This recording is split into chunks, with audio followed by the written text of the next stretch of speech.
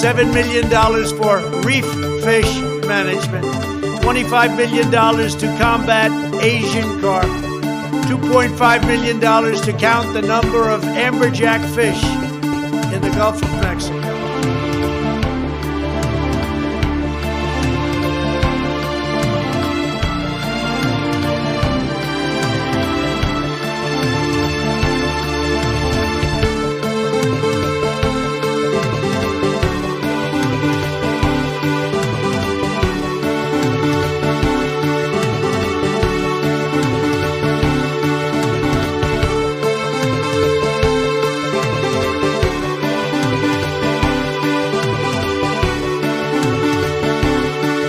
We've ended the war on American energy.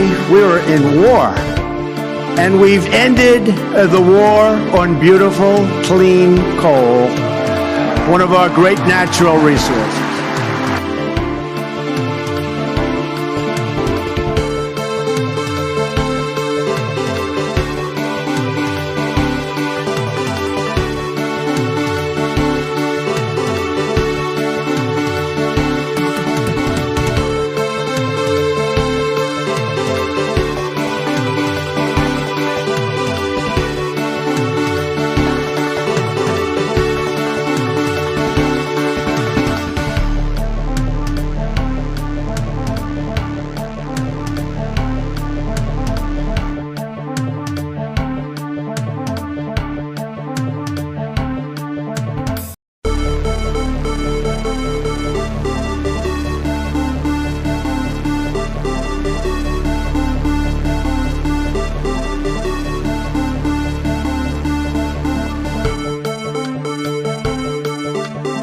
Everybody comes in, your grandmother, your father, your mother, your brother, your cousins.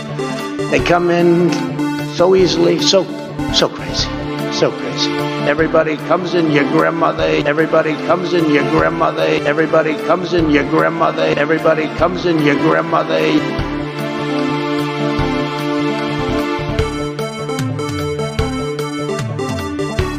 It is time for us to do what we have been doing, and that time is every day. Every day it is time for us to agree.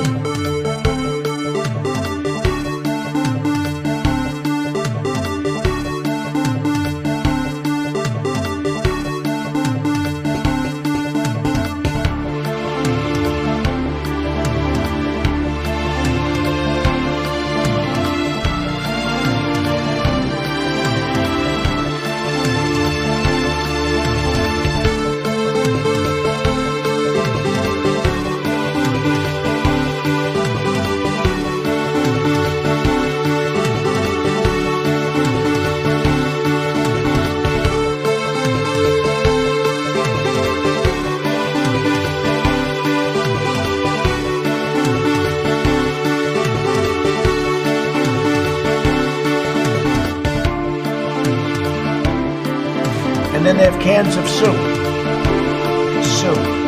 And they throw the cans of soup.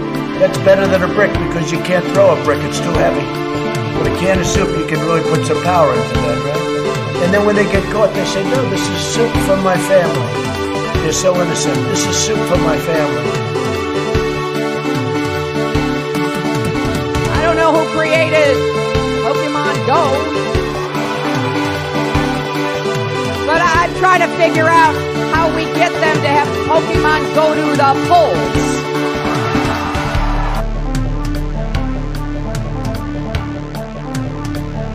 Dumb as a shit fuck, cringe tour, etc., etc. Hello, users! I am screaming into your ear this afternoon. I guess it's the afternoon at this 12:07 p.m. on the October 22nd of the year 22nd of the 21st century. This is a show. There's a program. In some areas of the world, they may call this a brogram.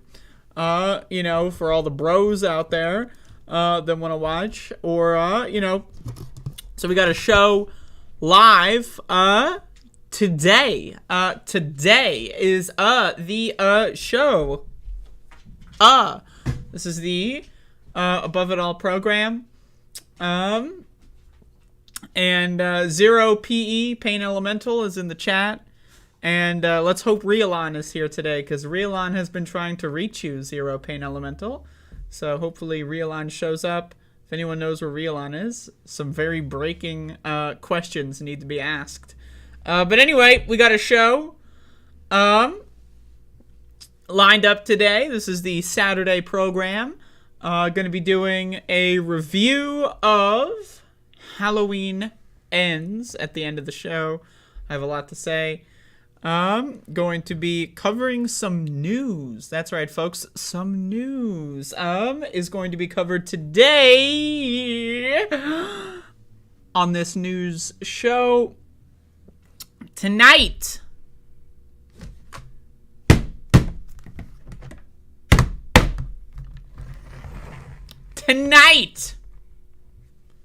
Muppet Monster Adventure on Twitch.television.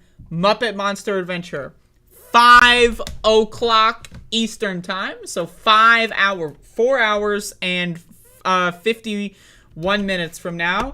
5 hours. I will be finishing Muppet Monster Adventure, and what that means, what finishing the game means, is you will see the last cutscene, which is excellent. The final cutscene. It's basically just a Muppet horror movie, but in video game form. So go watch the archives if you want. Both of them are on the channel. Well, the second one from last night, still processing. I'm going to be posting that as soon as this show is over. So if you want to catch up on the archives, or you can watch the VOD on Twitch, that's fine. The Spooktacular continues. I've got 2 more games after this.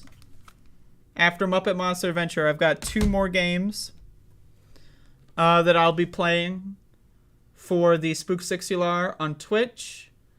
And so, if you want to guess what those games are, feel free. But one of them might be obvious. But the other one, you may be surprised. A lot of people tell me, doesn't this stupid fucking whore... Well, this is how they describe me to other people. Doesn't this stupid fuckface whore only play old games? Well, we'll see about that in the next week on Twitch.television, Spooktacular. Play Fallout 3. I love Fallout 3. I was asking earlier if Fallout 3 is a horror game. Everyone said no. So, everyone told me Fallout 3 is not a horror game. But I love Fallout 3. I will definitely stream Fallout 3 at some point. Lindsay Robb, I made a video about that. So it's now I know Lindsay is a fake viewer. A fake viewer. Lindsay Robb in the chat. Fake viewer. Not real. Fake. A fake viewer. They replaced Halloween stuff with Christmas stuff. Brooke Holloway, I need evidence of this. I will blow the lid off of this whole thing. I will go to that store and protest. Your goof says it's a horror game. I think it's a horror game. It's like, it's a horror comedy, right? Like it's it's an ironic horror atmosphere. Like they joke about the fact that everyone died, but I personally think Fallout 3 would classify as a horror game. So, throwing that out there. I'd say it classifies as a horror game. That's my opinion. Yeah, Lindsay Robb, fake viewer, and that's it. So. I was there for it, but I'm a stoner. I talked about it on my server, so I don't remember where all I've seen others talk about it. You're not the only streamer I pretend to watch. Pretend, see? Yeah. Haha. All right.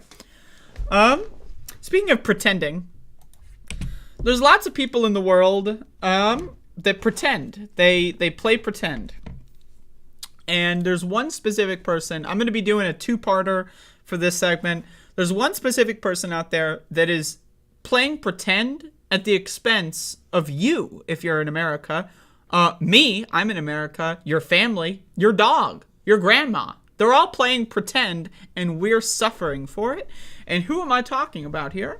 Well, I'm talking about the individual that's pretending to be the director of the Centers for Disease Control. There was a tweet that was posted yesterday by Rovenski from the CDC. Respiratory viruses are on the rise across the United States.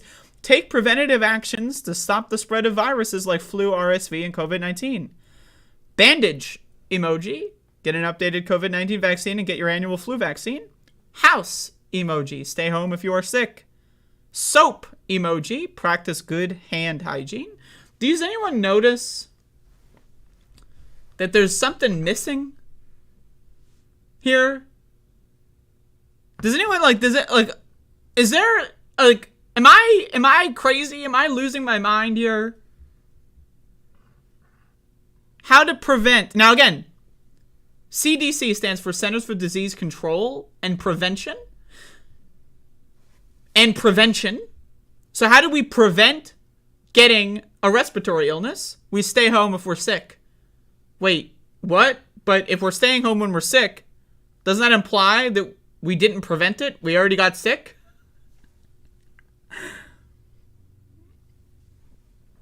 Yeah, hand hygiene. Wash our hands to combat a respiratory virus. This reminds me, by the way, real quick, I'm going to open up another article here to juxtapose this, but real quick sidebar. Reminder, there was a poll done in April of 2020 that polled Republicans in swing states, right? This is just how they did it. Republicans in swing states, how they feel about COVID.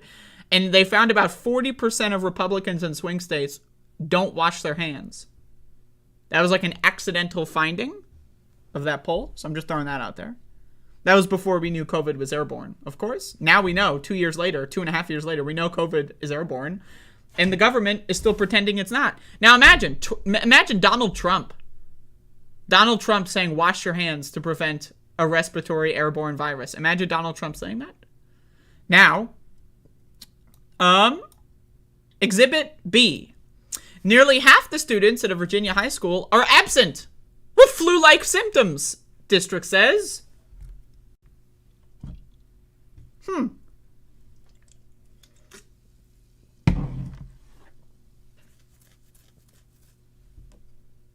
Interesting.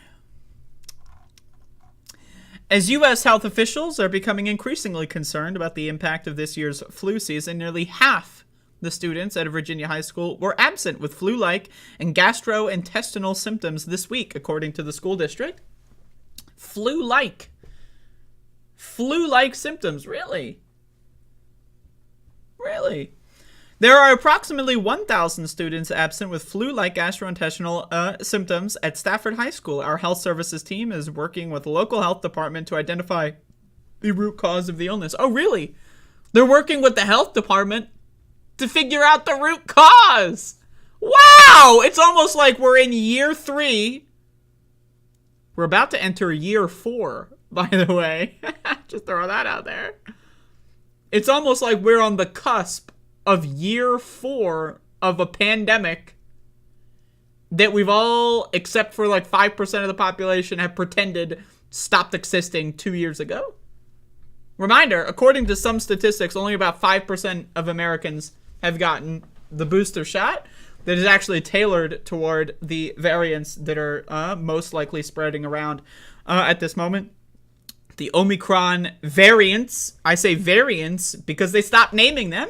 Why did they stop naming COVID variants? They don't want to cause concern or panic because BQXB75.5 is a lot less scary than Omicron. Woo! Apparently, or something. More people have gotten flu shots, the one you have to pay for, rather than COVID shots, the ones that are free.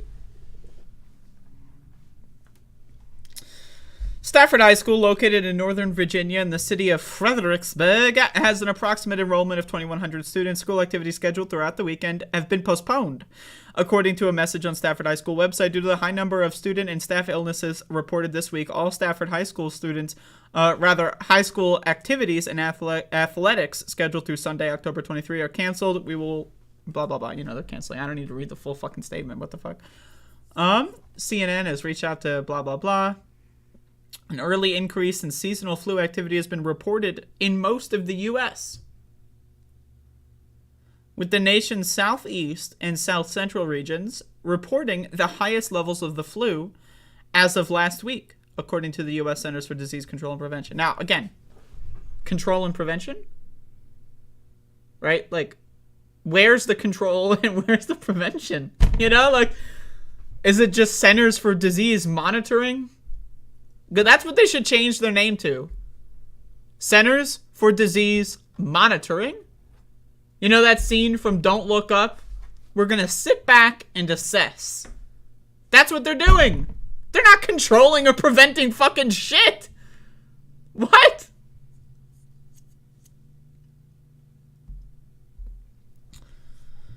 School districts elsewhere in the U.S. have reported an uptick of flu-like symptoms among students. This is like 1984 shit right now that we're dealing with. Like, I'm sorry, man. We are done. As a society, now again, I have to stress this point. The first time in my lifetime, as an American, that we have widely available, free of any charge, universal, anyone can get it, effective, it works, healthcare. Free. Universal, effective healthcare in this country. 5% of the country is like, oh yeah, fuck yeah, I love healthcare. 5%. 95% of the country is like free, universal, effective healthcare. Fuck that shit. I'm gonna go get sick and die, thank you. Can you just buy,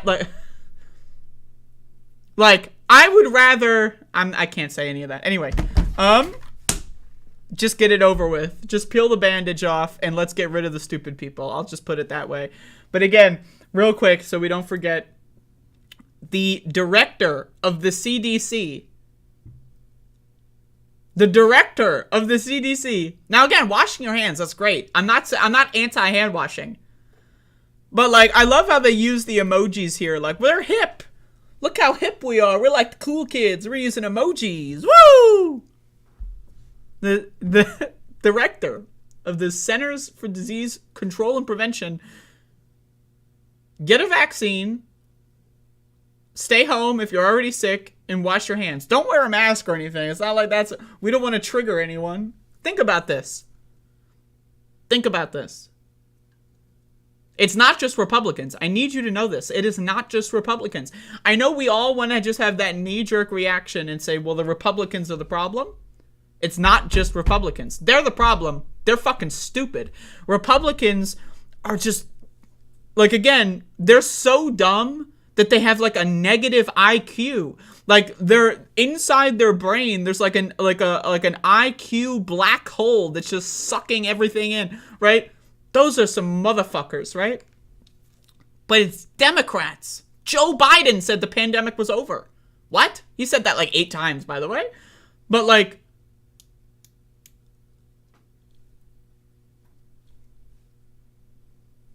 it's Democrats. Like, I need you to understand this. This is not just a problem we can pin on Republicans. Republicans and Democrats have united against common sense prevention of a deadly fucking disease. Talk about bipartisan. 9/11 approximately every week and a half to 2 weeks. And Americans are like, sign me up. Like, what? What?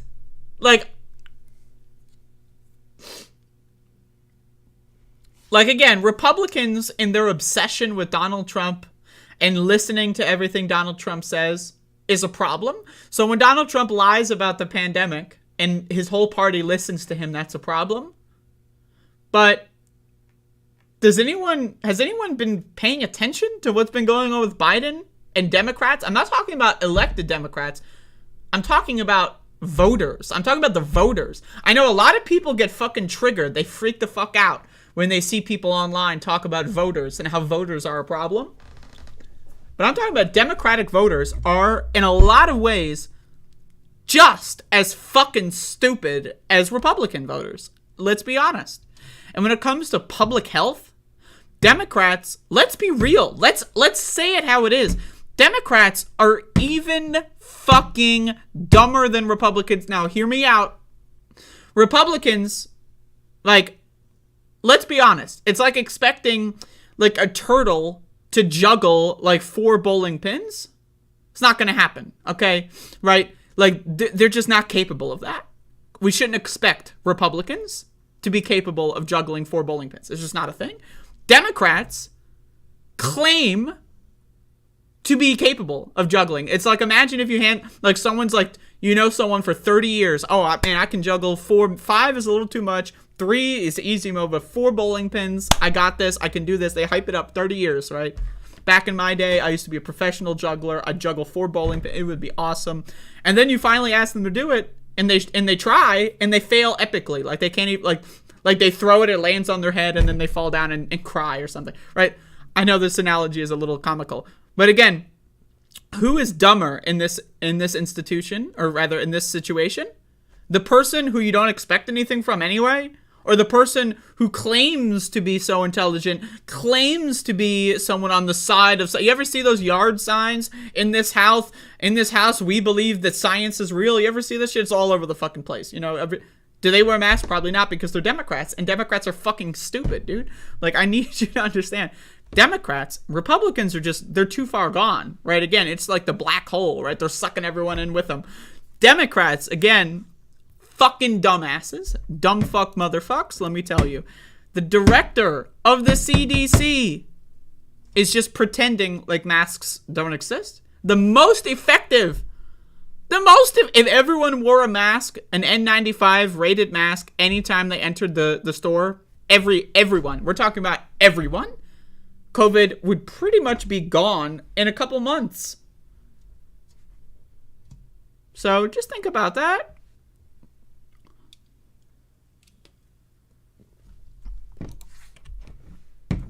So anyway,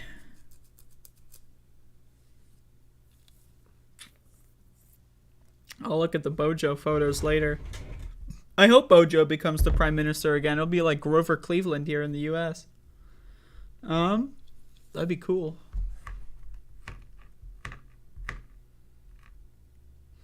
My niece just walked by and said, "Are you listening to Andrea? I can tell because she's funny and curses the most."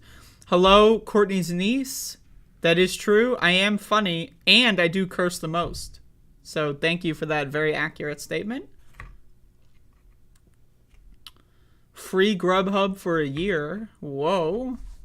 Y'all are out here supporting big tech apps. Huh? Yeah? I use Grubhub sometimes.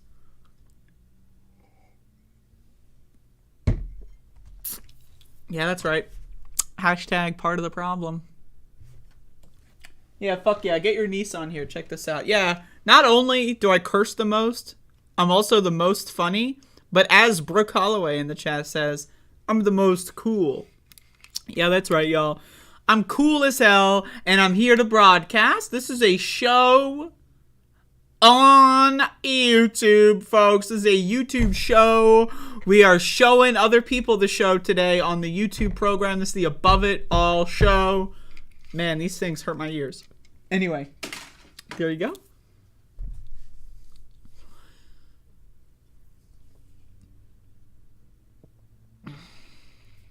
Two-year-olds get him in early. You gotta sit down. Now check this out. Sit down, your 2-year-old or niece, whatever it is, for the Muppet Monster Adventure stream later, right? They're gonna watch the show. Pretty colors, frogs, bears, pigs. They're talking. The talking frogs. It's cute. It's a cartoon, And maybe I'll throw in a little bonus. We'll talk about Israel. Hey, I'm just, so get a little logic in there, do it early. I would love to do like a kids program. Like, I would love to. Like, I've thought about this, of doing like video game playthroughs that are designed for kids to watch, of like, whatever games kids like. But, like, I'll just sneak in some education, sneak in some, like, radical communism. Yeah, that's right. I'm going to groom your kids into being communists at the age of 3. That's my fucking goal. So if anyone knows anyone that would help me put that together, hit me up.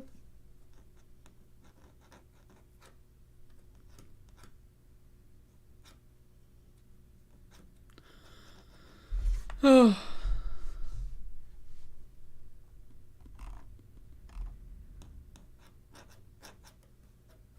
Anyway, let's jump in. I don't even know where to go here. There's so much stupid ass shit that we can talk about today. But I'm going to talk about this.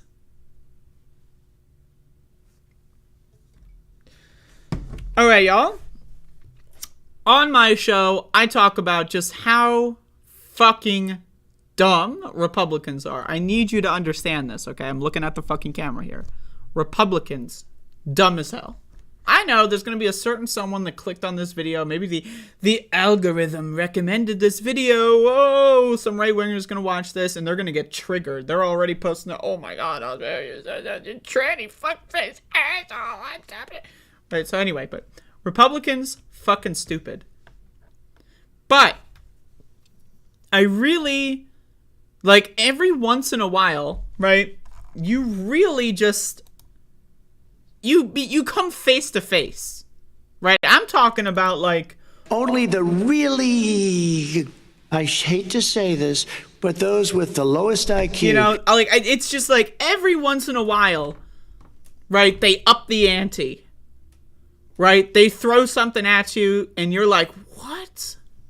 What? Republican committee sues Google over email spam filters.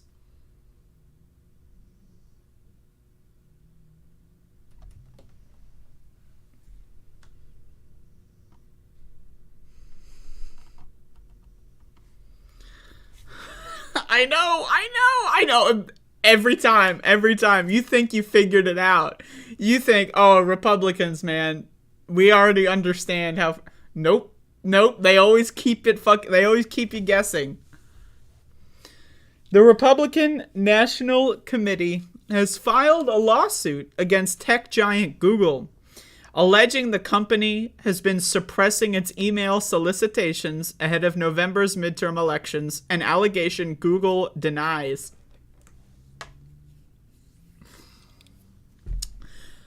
The lawsuit filed in the District Court for the Eastern District of California Friday evening accuses Gmail of discriminating against the RNC by unfairly sending the group's emails to users' spam folders, impacting both fundraising and get-out-the-vote efforts in pivotal swing states. Enough is enough! We are suing Google for the blatant bias against Republicans, said RNC Chairwoman Ronna McDaniel in a statement to the Associated Press.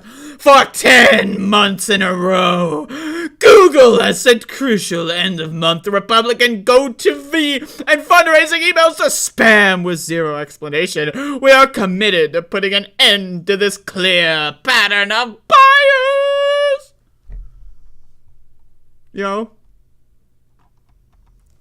I'm done. I can't with these fucking Republicans. Like, this is...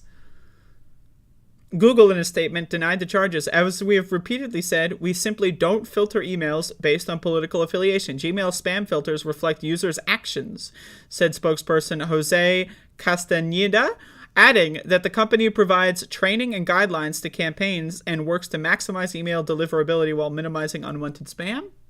So what happens, this is how the algorithm works, right? When you make a new Gmail account, how the spam filter works is it trains on what you click on. Now, again, you have email, right? When you click on something, it goes from read to unread.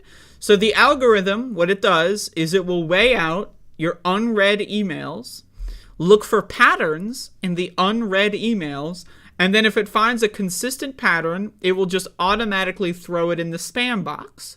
That's what it says, okay? Now again, we can talk about the problems with Google. That's fine. This is not a situation where Google is like nefariously behind the scenes, like trying to attack Republicans. Now, guess what? I'm on a couple of Democratic mailing lists. I know, big mistake, okay? Guess what? Every time I go to my spam box, there's a bunch of messages from Nancy Pelosi begging for $2, okay? I'm just letting you know, it's not just Republicans. But again, what happens here is it's the users.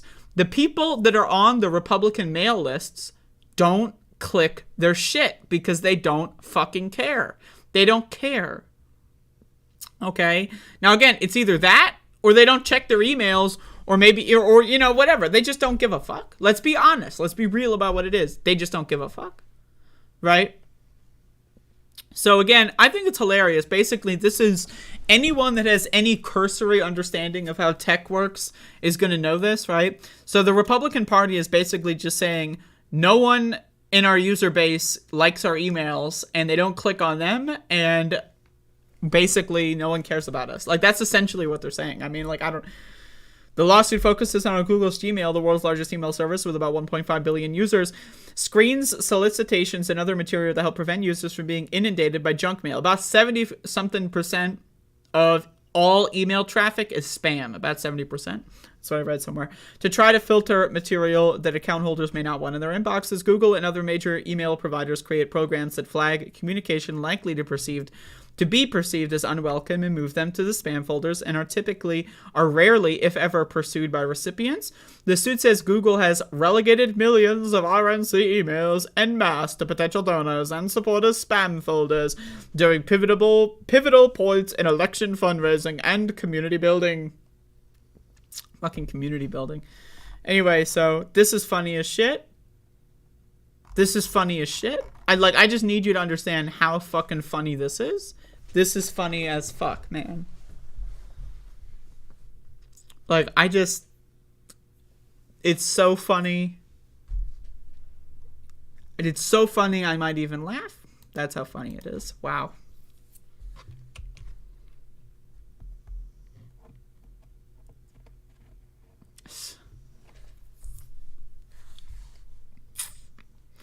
Crazy shit. Speaking of crazy shit, you know what else is fucking crazy? You know what else is totally fucking insane? The fact that I know that some people in this chat haven't subscribed to my brand new YouTube channel for Doom speedruns. Subscribe to my new channel. A lot of people have been telling me make a new channel for the Dooms. I have. And just subscribe. I don't care if you like Doom or not. I don't give a fuck. I don't care. I need to get monetized on this channel, so subscribe. It's that simple. Unsubscribe later if you want. Once I've been monetized, do whatever you want. I don't care, okay? But right now, I need you to pop in here, watch some goddamn speedruns. So it's a brand new channel. Hit it up. Can I like my Doom channel in your channel section? I could. Yes, that's a good idea. But I'm also very stupid, so I always forget about that stuff. So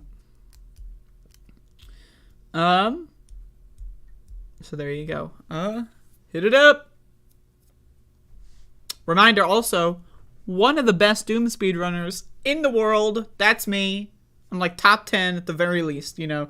I don't want to cause any arguments or debates here, but I think it's pretty, you know, top 10, debatably top 5. You know, I'm just really that good. I mean, hey, number 1. Hey, I'm just saying. Many people have said that as possible, but you know, I don't want to step on any toes here.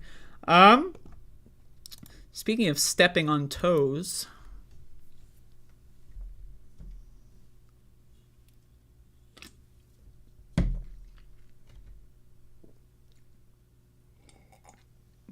that's right, I gotta take my sips from my multiple liquids before I begin this one.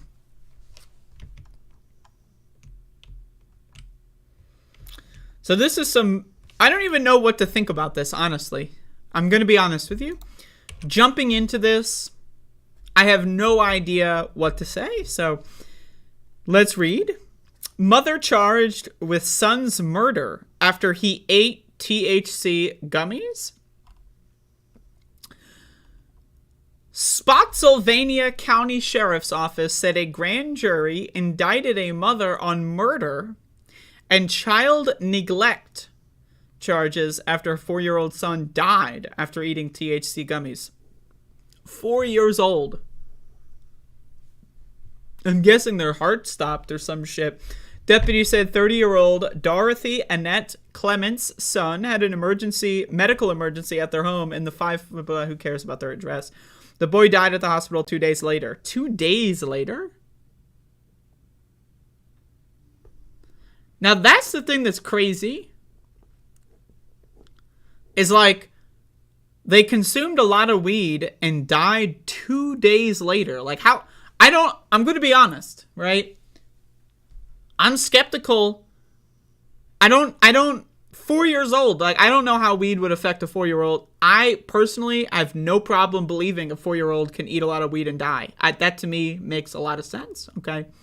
Now, an adult eating a whole bag of gummies, I'm going to let you know. Like, if I ate, like, 5x what that kid ate, maybe 10x, right? I would be fine. I would have a great couple days, let me tell you. But I would be fine. But 4 years old, I'm open to the idea. I'm open to the idea that a 4-year-old could die from eating weed. I'm open to it. I don't know the studies. All I know, 4-year-olds probably shouldn't be eating weed. Now, all of that being said, who knows what else was involved in this, right? I don't know. But I'm going to tell you this right now. I saw this in the Google News feed. This happened yesterday. This is going to be all, if it's not all over Fox News, right? If it's not all over that shit, like, by tomorrow evening, maybe like Monday, I'm going to say Monday at the latest, right? If this is not on Fox News, I'm going to be shocked, right? I'm going to be shocked because Fox News loves this, like, we're going to give drugged up candy to kids, right? This is a story that is just, like, perfect for Fox News, right? So I don't know. I want to say I'm skeptical, there's no information here. That's the other thing about this. There's no information. The attending doctor at the hospital said if someone intervened shortly after the boy ate them, his death could have been prevented. Yeah, if he would have puked it up or something, right? The sheriff's office said statements Clements made to detectives didn't match evidence they found in the home. Deputies took Clements into custody on October 20. She was at the regional jail with no bond set. So there's, like, again, this is just a cop report, a police report on something. There's no scientific data. Doctors aren't, like, telling us, like, they had too many, it caused their heart to stop, whatever, right? Now, again, I don't know. I have no idea. All I know is that weed cannot kill you if you're an adult, right? I know that. But 4 years old, man, I'm open to it. I'm open to the idea of 4-year-old could die. I'm just being honest. But again, without any sort of science behind it, like, I want to know, how did the kid die 2 days later? Shouldn't, like, the kid be fine to, like, what would have caused a delayed reaction like that? I don't know, man. I've done a lot of weed before, and I've been high for, like, 72 hours, like, without redosing. I've done, like, giant monster doses, and I've been fucked up for a couple days, right? I'm just saying. But, like, the fucked up for a couple days is, like, lingering. You know what I mean? Like, I've never done weed and then peaked 2 days later. I'll peak in, like, 4 hours, 3 hours, maybe. But, like, I've never done a lot of weed and then 2 days later I peaked. That's never happened to me. So, and who knows what maybe the kid had some other issues. I don't know. But, this is going to be all over Fox News. And if it's not, that's a blessing. If they don't see this, that is crazy shit. But, I don't, who knows? I would love to see the science on this. Like, that's it. Like, again, this article is just like a police report, right? It's a police report of like a grand jury's decision or whatever, right? So it's not, there's no medical stuff, there's no details. All we know is, according to this report, a child ate weed gummies and died in the hospital 2 days later. I need more information on this. There needs to be more information. Like, because if it is true, let's take it at face value. It is true. Kid ate all the weed and died. I want to know how. I want to know what caused that issue. I want to know, like, what age that wouldn't happen. Like, not to say that I want to give an 8-year-old weed. I'm just saying, right? So, there needs to be more information on this. But, again, I would be shocked if right-wing media doesn't take that and run with it, because that's some crazy shit. And, again, I don't know how they would have died 2 days later. I just don't get it. I don't get it, right? I don't know. There has to be some sort of pre-existing condition. There has to be some other factor. There just has to be. Why would a kid take weed gummies and die 2 days later? Right? So again, just throwing that out there. A lot of this seems suspect. So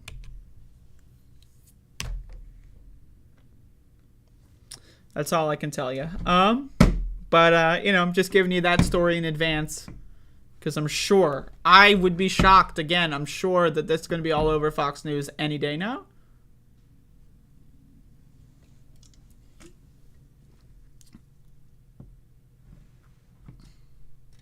But I'm telling you this.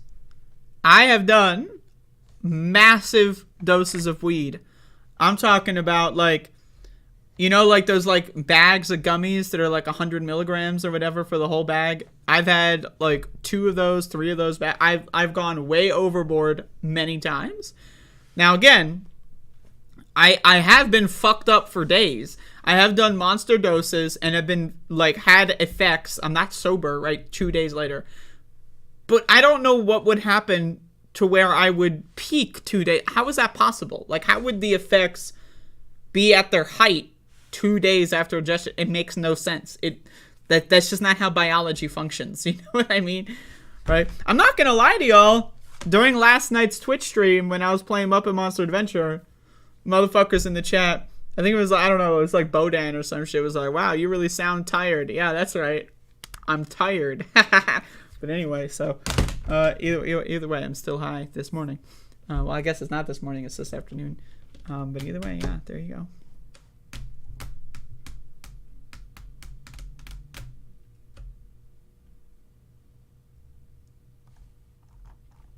We catch up on the chat. I've seen multiple size dogs get into edibles over the years. None of my own dogs. And they all survived. They slept for a few days, but they were fine. Sometimes Max the dog. When I used to smoke weed, I don't smoke anymore. I don't like smoking. It hurts my lungs.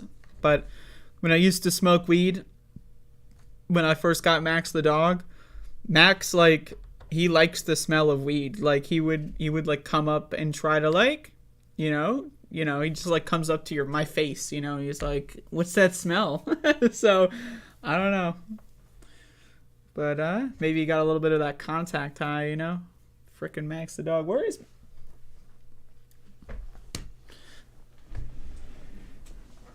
Check this out. Check it out.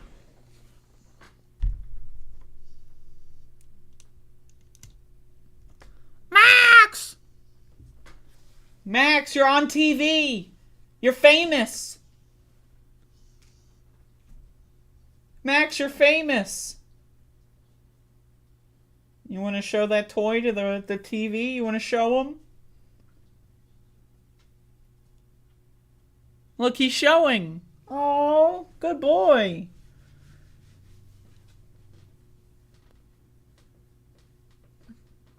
I love this dog, man. I love this goddamn dog. Like, look at him. Like, can you see this fucking animal?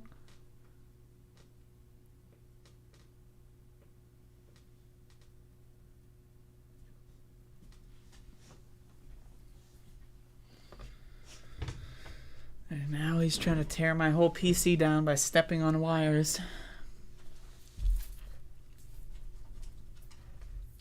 He's wearing a Christmas sweater. Got several costumes because it's Halloween time that we're rotating through. So, do I play rough with Max, like slap him around? I slap the shit out of this dog, man. Yo, like in the morning when this dog's like in the, this dog, like every morning, right, is he walks up onto the bed and will just like step on me. And I'll like wake up in fierce pain, right? And then like, I squeeze him, I got a big hug, and then he gets excited, and then he jumps off the bed, and then, that's the average morning. Yeah, that's right. I'm living my life in paradise over here. Fuck yeah. Oh shit, he's a couch dog. He's a couch dog. Check that out. Oh, Maxie. Max! Look at him. He's watching the show. Max, are you watching the show?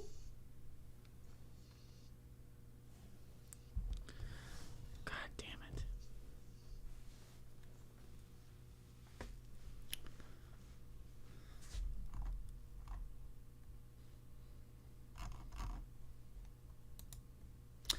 Yeah, reminder, I've said this before, but like, health advisory for Delta 8. Delta 8, right? Now I know a lot of people, right? They consume it or they know about it or they think they know what it is, but let me just throw this out there, some info dump. What is Delta 8 THC? Well, we need to know some science, right? The THC is like there's multiple different kinds of it, right? It is achemical, right? Tetrahydrocannabinol is the one that gets you high, right? The main active form is Delta 9. That's like, the exact like bonds or whatever it has, right? So I believe it was like the 2018 like hemp farming bill that legalized CBD nationwide, right? Basically, what Delta 8 is would they reform the drug laws so that Delta 9 THC is like the illegal one and other compounds are legal? That's how CBD farming was allowed. So what companies do is they will farm CBD, and what they'll do is they'll take the small amounts of Delta 8 THC or Delta 9, because I think the legal limit is 0.3% THC. So anyway, so they take the small amounts of Delta 8 and the small amounts of Delta 9, and what they do, now again, there's multiple ways of creating a Delta 8 product. There's multiple ways. There's dirty ways and there's clean ways, but all of them, require some sort of chemical synthesis, right? Some chemical process needs to be done to create a Delta 8 product, right? And so because it's unregulated, keep in mind, marijuana in legal states is regulated. When you go to a marijuana dispensary, that shit is regulated. They have like people that go to these grow houses and make sure, whatever, all that kind of stuff. Delta 8 is an unregulated market. So what this means is that some companies will do dirty synthesis, extractions or, conversions. And also, another thing that's very funny is that some companies, what they do is they have excess marijuana from growing in legal states, or they just have illegal grow ops, right? And what they do is they take massive amounts of Delta 9 THC, and they, again, through a chemical process, it's like isomerizing or some shit, through a chemical process, what they do is they convert it to Delta 8. Now, again, a lot of these chemical processes require using like metals, like just unhealthy, unsafe chemicals, right? So again, if you're buying really cheap Delta 8 products, chances are that, it's a dirty procedure. Then there's another layer. Delta 8 is legal, right? In an unregulated, like loophole kind of fashion. So what some companies do is they will just synthesize Delta 8. It's similar to like the K2 bullshit. People have done that and overdosed, right? And died. And so again, some Delta 8 products are synthesized, right? Meaning it's not even derived from real plants.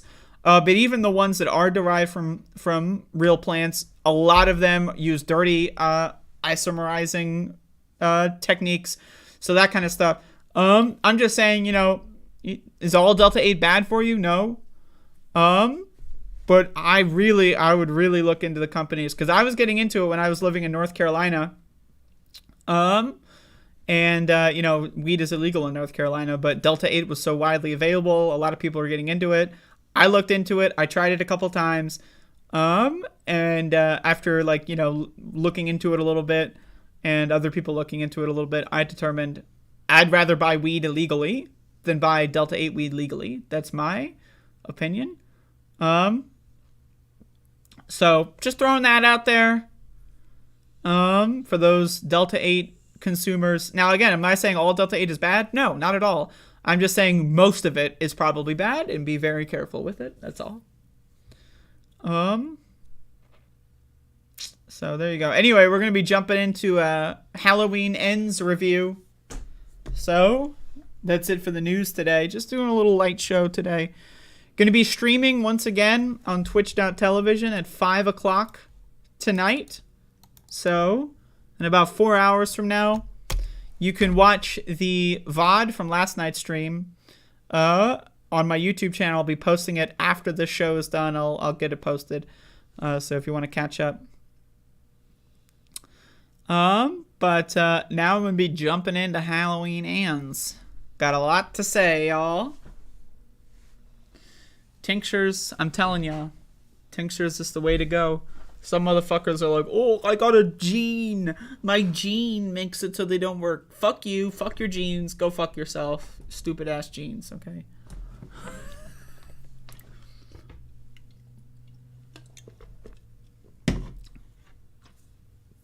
All right.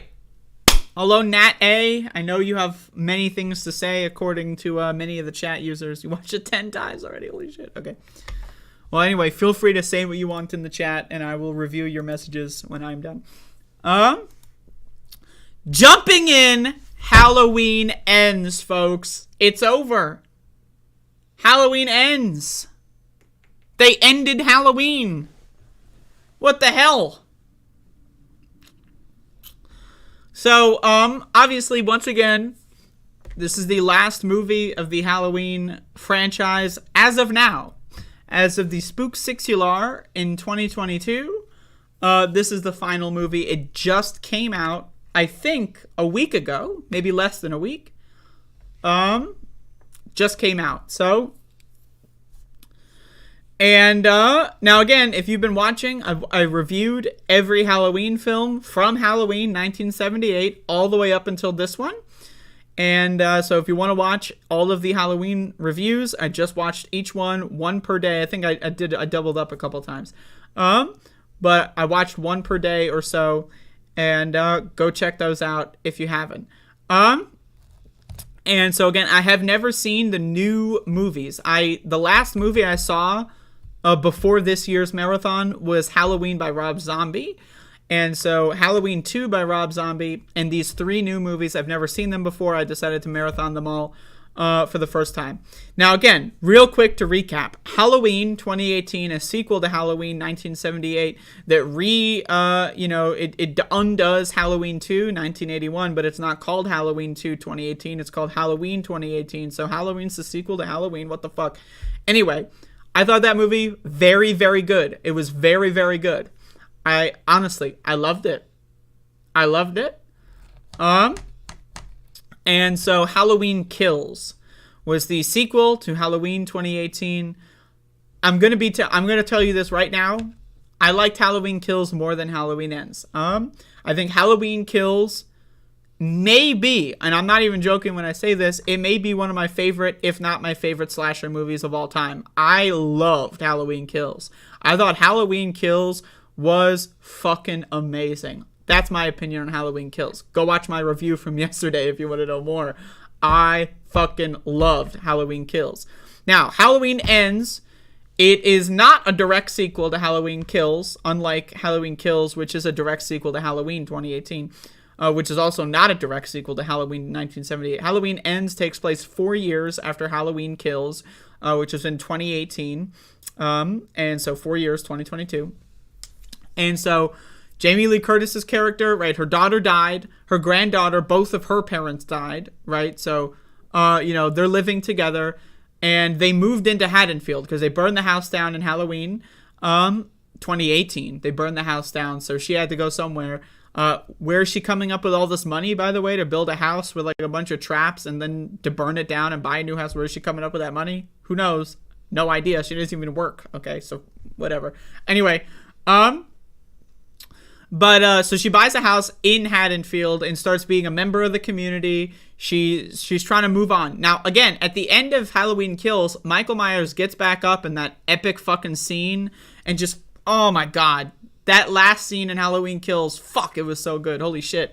Goddamn, fuck, just thinking about it, it's so fucking good. Okay. Anyway, so he then disappears. Turns out he's been hanging out in a sewer for 4 years. Right? It's like turned into like It or some shit. You know what's going on there. But anyway, so Michael Myers is hanging out in a sewer, and that's the whole thing. So Halloween Ends opens up with the initial kill. It's like one of the slasher movie traditions where you have an initial kill before like the meat of the movie starts, whatever, before you meet all the main characters. Someone is just like thrown into the grinder just to get you started, right? And Halloween Ends, Michael Myers does not do the initial kill. In Halloween Ends, it starts off with a babysitter, right? Babysitting a kid. It's a male babysitter, a teenage guy. Undoes the trope of the women babysitters that are like 99 or if not all of the other characters in every movie previous. But so, and he's hanging out with a kid and they're talking about Michael Myers, and it's 2019. So it's 1 year after Halloween and Halloween Kills. Well, Halloween 2018, it's 41 years after Halloween 1978. But anyway, and the kid is like super scared of Michael Myers, but also he's like a bitch kid. He's a brat. He's a fuckface asshole, right? So fuck that kid. And so he locks the babysitter, whose name is Corey, in a closet and to troll him or whatever, and says like, oh, Michael Myers is going to get you. Now, again, this whole time you're thinking, spoiler, by the way, you're thinking Michael Myers is going to come in, right? It's Halloween. It's Halloween Ends. You're thinking Michael Myers, he's a babysitter, right? You're thinking about, but what happens, right? They subverted the trope so fucking well. What happens is the babysitter breaks the door to get out. Just as the parents are coming home early, he breaks the door to get out, and the kid is like holding the door shut. So what happens is he kicks the door open, the kid falls back, like falls over the railing because they're on like a balcony on the like the third, fourth floor. They have like there's a big ass house. I don't know what the fuck. What's with like horror movies and every character being like a billionaire and having like a giant mansion? Does anyone notice that fucking shit? Anyway, so the kid falls over the balcony and dies. So Corey gets the first kill of the movie, and it subverts the trope. There is no Michael Myers. He's not there. We thought Michael Myers was going to fuck this guy up. Turns out the guy accidentally kills the kid. Right? Wow. I didn't see it coming. I was screaming in my bed. I was like, the bed sheets were flying in the air. I was like, whoa! Now again, the first kill in Halloween 2018 was a kid. Michael Myers bashing a fucking 12-year-old, 11-year-old boy, their head against the wall. Fuck, man. So I knew when Halloween 2018 made the first kill a kid, fuck, man. I knew that this series was going to be I knew it's going to be good. I knew that they weren't fucking around with these new movies, right? But even younger of a kid, and the death scene was brutal. Like you see the boy splat on the ground and their body contort, and you see it. It's great. And then but obviously it was an accident, right? And it's set up to be that, it looks like an accident as it's happening. It's shocking, right? Then they scoop ahead 3 years later, right? And now the story starts that, with Jamie Lee Curtis, Laurie Strode, and her granddaughter, they're living life. And Jamie Lee Curtis in the first half of this movie is great. She's like doing a narration thing because she's writing a book about Halloween 1978, Halloween 2018, and Halloween Kills 2021. She's writing a book about the events of these movies. And so there's like a little narration. She's like super because in Halloween 2018, like Laurie Strode is like the super serious fucked up trauma character. Like she's fucked up. right? And like in the head, and she's all over the place. In Halloween Ends, she's like a normal person. She got over it. Something happened. She fixed her issues, and she's like super happy. She's jovial. She makes jokes, and she's just a super fun character. Damn, right? So that made me happy just seeing her having fun. So Corey, the babysitter, 3 years after the event, he got off. He's not in jail. His life is ruined, but he's not in jail, right? So, and again. So just because the timeline, it's a little confusing here, right? Is Halloween 2018 and Halloween Kills take place in the year 2018, which is 40 years after Halloween 1978, right? H2O, 20 years, that movie was undone, right? So ignore H2O. And all the other ones too, except for Halloween 1978. So then Halloween Kills also takes place the same night, it's a direct sequel.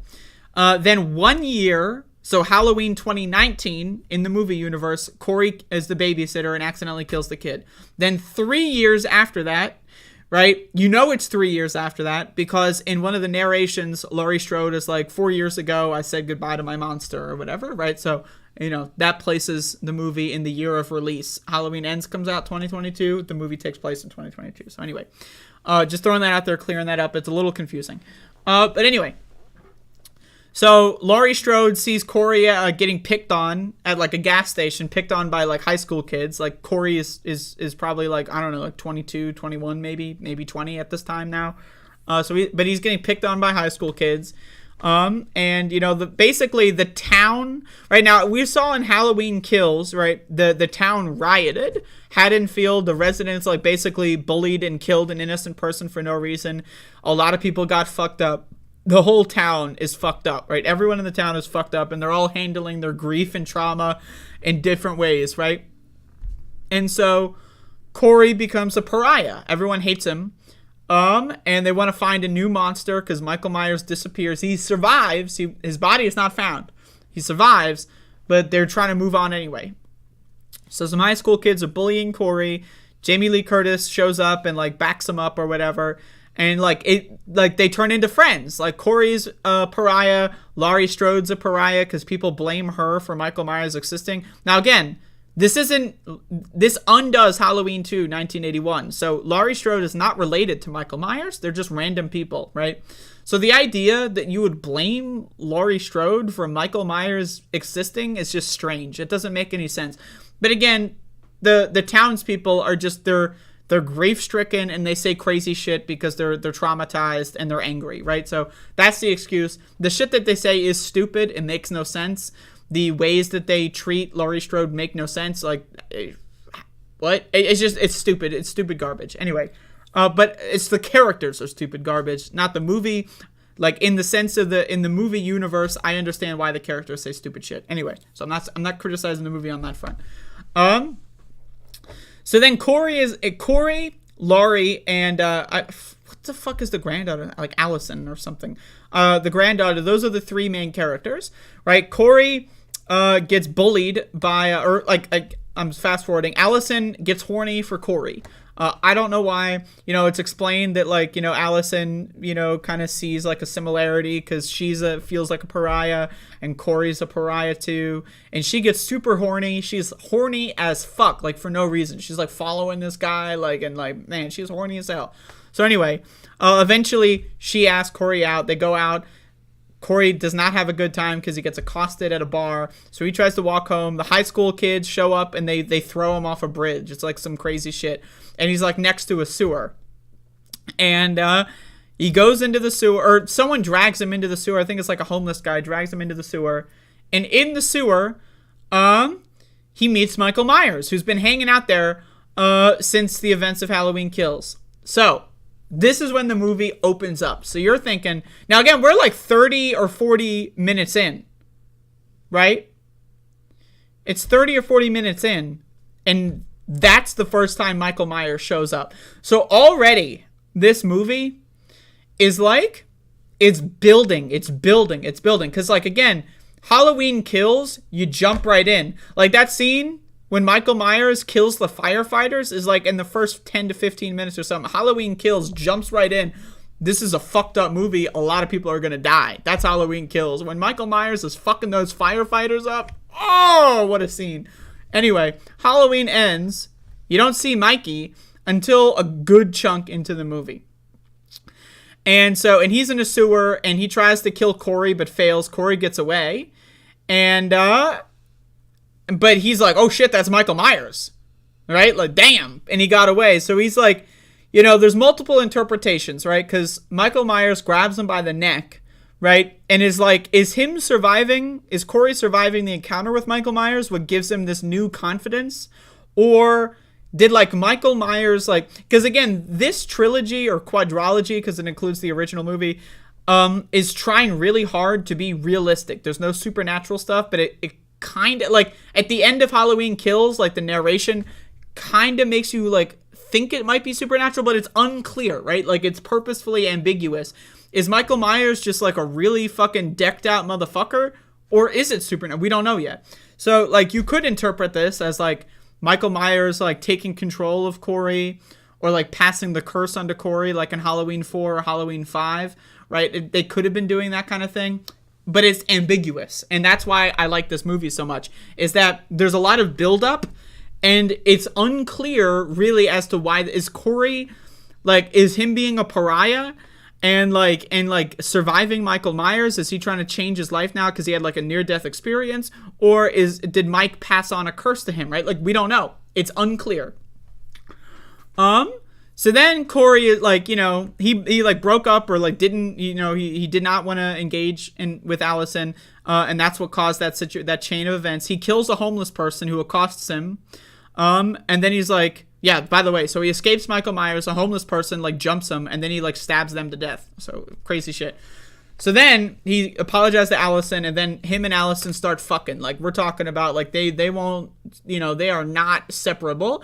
And Jamie Lee Curtis, every time she sees Corey at this point, right, she's like, there's something off about this kid, right? And she tries to warn her granddaughter, like, hey, by the way, you know, there's something going on with Corey. I don't know what it is.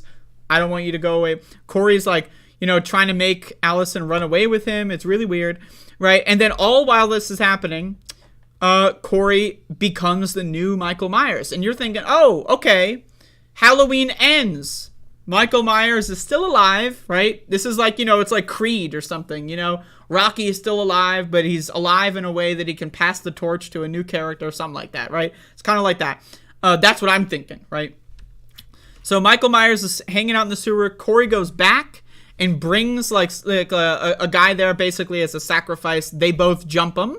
And Michael and Corey, like, ostensibly team up, but it's like a tenuous relationship. That's the thing, is Michael doesn't speak, right? So you don't really know what he's thinking. Like, is he using Corey as a way to, like, you know, bide time or to get kills without, like, going outside? Because he's weakened. Like, we know for a fact Halloween Kills fucked him up. He's still alive, but he's really fucked up, right? And so, like, who knows? It's a tenuous relationship, and I like how ambiguous it is. So then eventually Corey takes Michael Myers' mask, right? They fight, you know, over something. Corey wins and takes his mask and then goes around, starts killing people as Michael Myers. And again, the kills are great, right? And again, you're thinking, oh, Corey's the new Michael. What's going to happen with Michael, though, right? Because you're thinking, like, the whole time going into this movie, my idea is that, like, Laurie Strode and Michael Myers are going to face off, and either they both die or Michael dies. Those are the only options I went into this movie thinking. Either Laurie's going to win or they're both going to die. And so and, you know, spoiler alert, Laurie wins. But anyway, so series of events unfold. Corey tries to kill Laurie. Laurie, you know, like, she like does a big amount of deception, right? And basically gets Corey pinned. But then Corey kills himself, right, at the last minute, surprising. And you're like, whoa! I thought that, like, Corey was the new main character. And again, the thing I like about this new series of films is that there's a lot of trope subversion, right? There's so much of it where they take the tropes from all of the Halloween movies, from Halloween 1978 all the way to Halloween 2 2009 by Rob Zombie, right? All of the movies. And again, I watched each one back to back over the last week and a half or so. So like they're all fresh in my mind. But like these three movies, they borrow so many tropes and then subvert them. They're like they build the expectation and then they're like, psych, right? So again, Corey killing himself at the end, I was shocked, right? And then basically what happens is Michael Myers follows Corey, and Corey went to Laurie Strode's house, and then that's how Michael Myers gets there. And then Michael Myers goes in there, and then the final battle happens. And the final battle between Laurie Strode and Michael Myers is it's great. I loved it. Now, again, this is like what I'm waiting for the whole movie, and they deliver, right? And again, it's the subversion. That's what's great about it, is like you spend the whole movie building up to Michael Myers, and then right as you're thinking, oh, Corey's the new villain, they totally subverted it, then they go back. Then they subvert the subversion, and it's just, it's good shit, man. It's good shit. That final battle is great, because it's like every time that Laurie thinks that she wins, Michael's back, right? He like grabs her by the throat or something. Then Allison comes, and then it's a co-op, and then I love that part where she throws the fucking fridge on him. And then, we got to talk about the death scene, right? So they really do a number on him. They take the mask off. You don't see Michael's face like head on, but you see a lot of it. Like the side, you see a little bit of eyeball. Like they keep it, they're not hiding it, right? And in Halloween 2018, you can see his face in the background in some scenes. Like, so his face isn't hidden, right? But it's like, it's just done in a really nice way. I loved it. Because in the original Halloween, you see his face too. And then in every sequel up until Halloween 2018, they make a big deal about never showing his face. In the original movie, we see a little bit of his face, right? But anyway, damn, at the end of this movie, where the whole town, basically Laurie Strode like ties his body to the top of a car or whatever, and like leads the whole town into like the junkyard, and they throw his body into like a meat grinder, like a giant like junk meat grinder, something like that. They throw his body in there, and then watching his body get like fucking ground up to bits. Oh man, what a movie. Wow. I mean, this is a great movie. Now, I will say this. I think Halloween Kills is my favorite of these three. I think so. Is this my favorite, or is this my favorite series of Halloween films? Like, let's look at all the continuities, right? Because this is the last Halloween movie. Again, I watched all the Halloween movies. Go watch all my reviews if you haven't yet. Let's look at the continuities. So you have continuity number 1. Halloween 1978. Halloween 2, 1981. Right? Then Halloween 3 is its own thing. Then Halloween 4, 5, and 6. Right? That's the first continuity. A lot of people think 6 is not good. 4 and 5, I think 4 and 5 are good. I think 4 especially is a straight up good ass slasher movie. It's a good sequel. I liked 4 a lot. 5 definitely gets a lot more cheesy, right? And then 6 is just like, whoa, there's a lot going on in there. I want to watch the alternate cut of 6 one time. So anyway, that movie happens, 6 comes out, then they're like, fuck. So then 1998 rolls around, they're like, oh shit, it's been 20 years since the first movie, let's do H2O, Halloween 20 years later. What the fuck were they thinking with that name? I don't know. So H2O takes place chronologically, it's Halloween 1978, Halloween 2, 1981, then H2O, 1998. So it undoes 4, 5, and 6, right? Then there's Halloween Resurrection, which is a sequel to H2O. I think Resurrection is a lot better than most people give it credit for. Go watch my review of that if you want to hear that. Then they're like, all right, well, we resurrected the series, and then Halloween Resurrection killed the series again. Damn, fuck. Right? Then Rob Zombie's like, I'm going to make my own Halloween. Fuck it. So he remakes Halloween 1. Right? It's a remake. I love Rob Zombie's Halloween. I think it's phenomenal. It's a great movie. Right? That's 2007. So now you have Halloween 2007, which is a remake of Halloween 1978.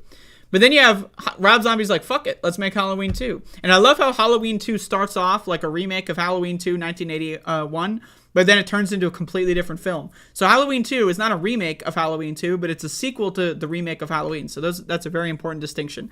Halloween 2, like the dream sequence where you think it's Halloween 2, 1981, but then it turns into a whole different movie. I love that. The subversion was great. And, I have a couple criticisms of Halloween 2. by Rob Zombie, but overall I think it was a phenomenal film. But then they're like, fuck, well, what do we do? So then they start over. Halloween 2018 comes out, which is a sequel, right, to Halloween 1978. What? So Halloween, now again, this series timeline, Halloween, then Halloween, what? Then Halloween Kills, then Halloween Ends. Now, as, like, there's 3 different series here that we're looking at, 3 different timelines. Which one do I like the most? Now, I mean, I guess 4, if you count Rob Zombies. But 3 basing from the original. I guess I'll say 4. You got the Rob Zombie, which is a totally different universe. You've got the original timeline. You've got the H2O timeline. And then you've got the H4O timeline, a.k.a. Halloween 2018, which is a sequel to Halloween 1978. Which timeline is the best? Which group of films, like if you're going to choose your own adventure, which group of films would I recommend you go into if you don't want to watch all of them? I watch all of them. That's my opinion. But if you don't want to watch all of them, which group of films should you go into? I'm going to say this one. I'm going to say the new one. Halloween, watch the original. Then watch Halloween 2018. Then watch Halloween Kills. Then watch Halloween Ends. If you're only going to choose one, I think this is the one to go with. I think it's really fucking good. Now, again, I love all of them. I love H2O. I love Halloween 4, 5, and 6. I love the Rob Zombies. I love them all. You gotta watch them all. But I'm just so impressed with the way that they did Halloween Kills. Now, again, Halloween 2018 and Halloween Ends are also really good. But Halloween Kills, man, like, oh my God. Like, that movie, I was speechless. I mean, just front to back, Halloween Kills was so fucking good. Like, Halloween Kills, to me, is like the quintessential slasher movie, and it was just so good. Like, really, I have a hard time thinking of a slasher movie that I enjoyed more than Halloween Kills. I loved Halloween Kills. Now, again, there's different kinds, there's subgenres, like it's a new movie, it's there's all that kind of stuff. It builds on the history of the other. I get it, right? But Halloween Kills, man. And Halloween Ends. It's a great send-off. And the thing I like about this movie is, again, it's a great movie, but the whole kind of series of new films is like based on plot or trope subversion. That's what I love about these 3 new films is there's so many subverted tropes, right? So, like, if you're upset about Halloween Ends and, there's a new killer and where's Michael Myers and stuff, that's the point, right? That's the whole idea behind the films, right? Is that, like, it sets you up to expect something based on the context of every other Halloween movie, and then it says psych, and I love it. These movies were unpredictable. To me, it's hard for me to say that I've seen a slasher movie that was unpredictable, but these 3 movies, I mean, especially Halloween Ends. Halloween Ends was the most unpredictable. But they were hard. They were hard to really predict. They really were. Like, I mean, they were just really well done. I really enjoyed them all. And so we'll see where the Halloween franchise goes from here. This isn't going to be the end of Michael Myers, right? Obviously, right? There's going to be a new timeline that's going to emerge. Of course, there has to be a new timeline. Will it be a sequel to Halloween Resurrection? Are we going to get more in the Halloween Resurrection timeline? Maybe we'll get a Halloween 7. Maybe we'll have a sequel to Halloween 6. That to me, that would be fun. If I had the money or the industrial connections to make a Halloween film, you know what I would do? I would make a Halloween 7. Just because that's fun. That's cool. Like, going back to an old continuity, that's cool. I would make a Halloween fucking 7. I would make a fucking, the second season of The Witch, Like, I'd make a connection between Halloween 3 and, I'd make it a sequel to Halloween 3 and Halloween 6. Like, let's fuck around, right? But who knows? Anyway, that's Halloween Ends. I thought it was a great movie. And I thought Halloween Kills, to me, was the highlight of these new films. But Halloween Ends is a great ending. It's a great 3rd chapter. It's a great final chapter in a trilogy. I loved it. I loved Halloween Kills the most out of the 3 new films. But there you go. That's the end of the Halloween franchise for the Spook 6 Ular. Once again, reminder, I did watch every A Nightmare on Elm Street film as well. So if you want to go watch those. And I watched a lot of one-offs. I watched a couple Rings. There's going to be one more franchise that I'm going to be covering in the Spook 6UR. And a couple, good chunk of one-offs. We got 10 more movies to go through. One more franchise. If you want to guess. Now, the franchise has less than 10 movies, right? So that's your only hint. If you want to guess the franchise. Now, I'm not going to watch part 1 of this tonight. I'm going to watch some other ones tonight, before I start up a new franchise. But feel free to guess what the next franchise I'm going to watch will be. I'm going to watch all of the movies in the franchise. And you're going to love it. It's one of my favorites. And a couple of them I haven't seen. So, I've seen a couple of them many times. I've seen one of them, the first one, I've seen probably 5-10 times. The rest of the sequels I've seen a couple times. But some of them I haven't ever seen. So, there you go. And that's it. I have nothing else to say. So, it's the Spook 6UR. Pretty cool stuff. Anyway, that's the show. That's all I got.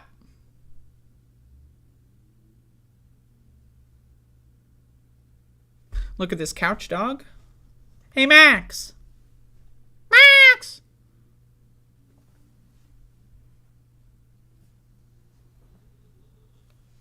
He's stretching. Oh my god, I'm gonna fucking cry.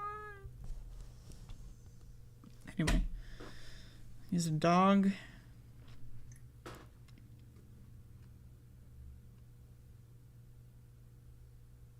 I would love a sequel to Freddy vs. Jason. That would be fucking cool.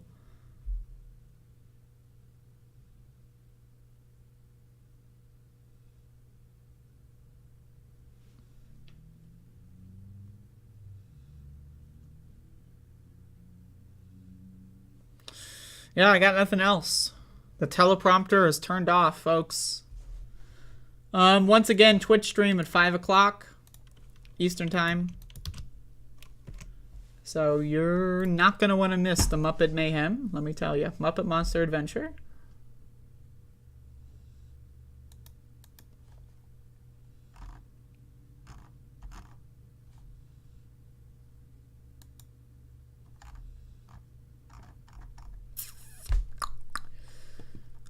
That's all I got.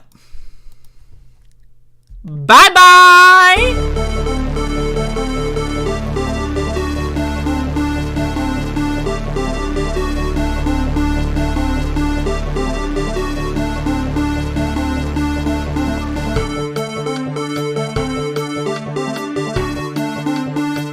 My opinion is never too late.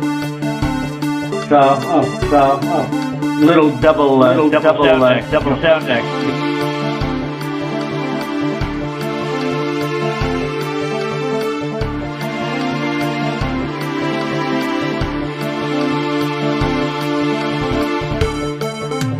We hold these truths to be self-evident.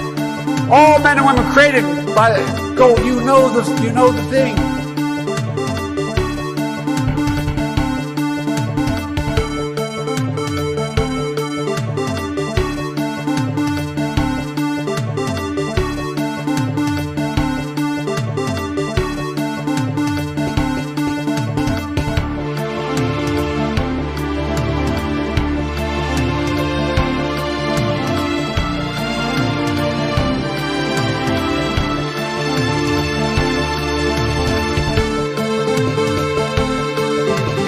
Against the worst candidate in the history of presidential politics puts pressure on me. Can you imagine if I lose my whole life? What am I going to do? I'm going to say, I lost to the worst candidate in the history of politics. I'm not going to feel so good. Maybe I'll have to leave the country. I don't know.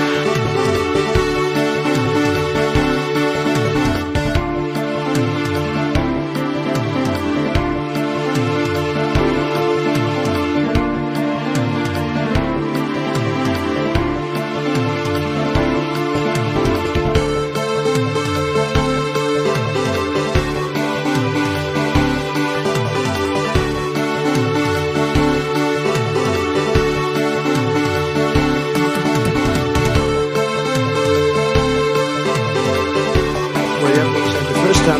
heard of Black Lives Matter, they were chanting, pigs in a blanket, talking about police.